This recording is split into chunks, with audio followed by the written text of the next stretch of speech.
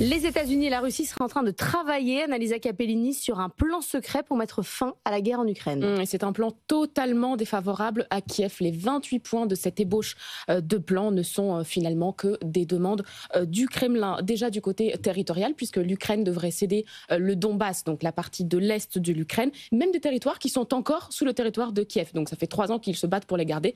Maintenant, ils doivent les céder aux Russes. Et puis, il faudrait que Kiev reconnaisse l'annexion de la Crimée, ce qui n'est toujours pas fait depuis 2014, que Kiev réduise son armée de moitié en arrivant à 400 000 unités, mais surtout, l'Ukraine devrait accepter de renoncer à tout soutien international. Le plan prévoit un retrait de l'aide militaire américaine et la fin de l'aide européenne, notamment pour ce qui concerne toutes les armes à longue portée qui sont capables de toucher la Russie. Et puis, il y a un autre côté un peu plus symbolique, moins stratégique, mais très symbolique, ça aussi, c'est que Kiev devrait reconnaître la langue russe comme langue officielle de l'Ukraine et puis accorder un statut officiel à la branche ukrainienne de l'Église orthodoxe russe. C'est difficile à accepter comme plan pour les Ukrainiens et pour les Européens. La méthode, là, c'est la méthode Gaza. En effet, Donald Trump applique sa méthode. C'est un plan de paix assez vague, là encore, imposé de manière très autoritaire et qui penche totalement d'un côté. Alors pour Gaza, ça a à peu près marché. En tout cas, le but de Donald Trump, c'est de finir ce conflit le plus vite possible. Il avait promis de le faire en 24 heures. Pour l'instant, ce n'est pas le cas. Mais voilà, il veut vraiment terminer la guerre. Le plan ressemble à son négociateur Steve Witkoff.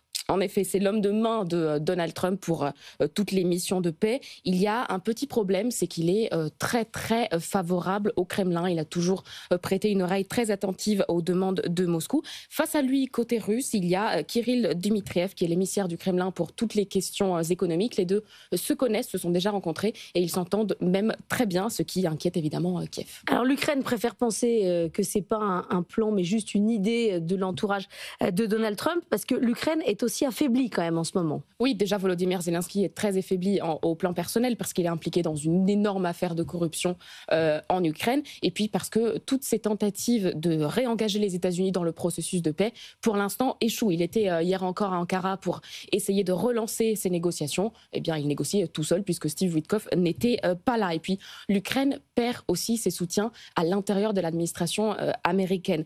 John Kellogg, qui était l'envoyé spécial de Trump pour l'Ukraine, qui est encore l'envoyé spécial, va quitter son poste en janvier, lui dit que c'est normal, que c'est la fin naturelle de son mandat. La réalité, c'est aussi qu'il n'est pas reconduit. Donc lui, contrairement à Steve Witkoff, avait toujours été une oreille plutôt attentive à Kiev, plutôt favorable aux besoins des Ukrainiens qui donc perdent un allié très précieux à Washington. Le monde qui bouge, t'as retrouvé un replay en podcast sur l'application BFM Business.